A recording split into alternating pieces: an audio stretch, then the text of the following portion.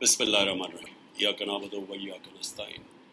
میرے پاکستانیوں، جب تک یہ پیغام آپ تک پہنچے گا مجھے یہ اریسٹ کر چکے ہوں گے اور میں جیل میں ہوں گا، تو میری آپ سے صرف ایک ہی ریکویسٹ ہے، اپیل ہے کہ آپ نے گھروں میں چپ کر کے نہیں بیٹھنا۔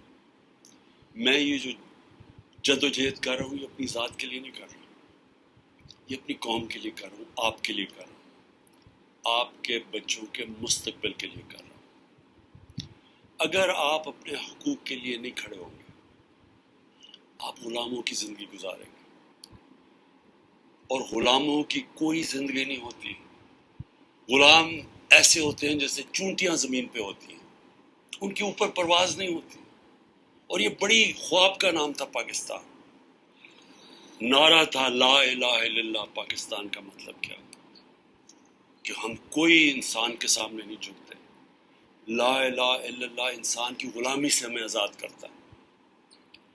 اور ہمارے نبی صلی اللہ علیہ وسلم نے اپنی مدینہ کی ریاست میں سب سے پہلے انسانوں کو آزاد کیا تھا عدل اور انصاف دے کے۔